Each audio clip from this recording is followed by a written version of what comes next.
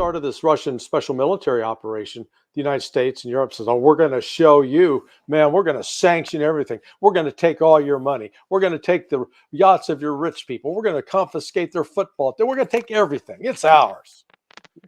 And Russia goes, "Okay, except we got the oil, we got the gas, we got the fertilizer, we got the grain, we got everything you need from us."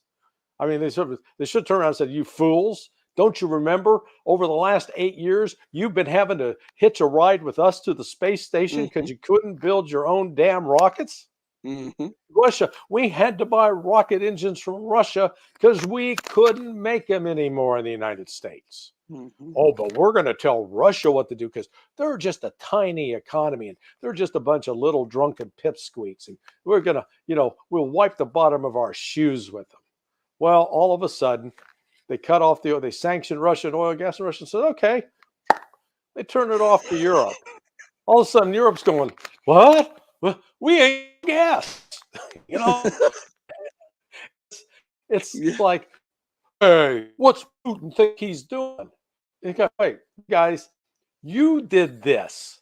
It wasn't Putin that imposed the sanctions. You imposed the sanctions. And the way the West wants it is that we're going to sanction. No, but Russia can't sell grain to anybody but us, the rich countries. But if you poor countries try to buy their grain, we're going to sanction you too and punish you. Okay, I got it. So Putin just said, fine.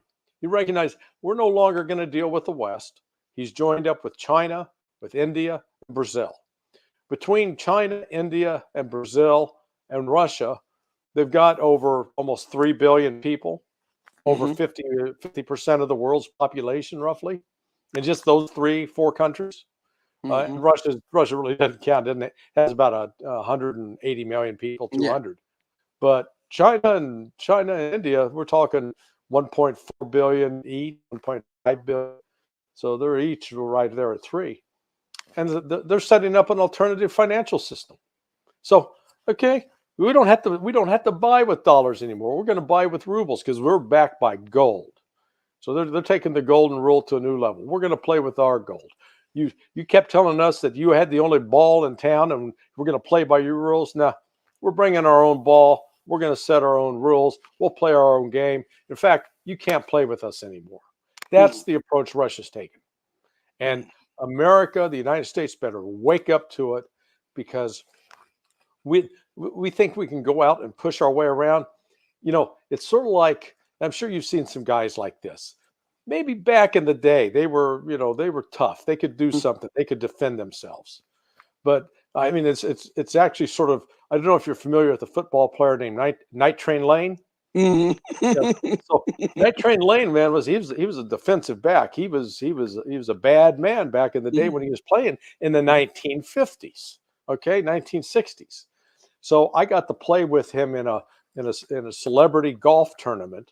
It was a Hall of Fame golf tournament. Everybody had to be a Hall of Famer. So he was an NFL Hall of Famer. Joe Namath was there. Bill Russell was there. It was Bart Starr was there. I mean, it was amazing.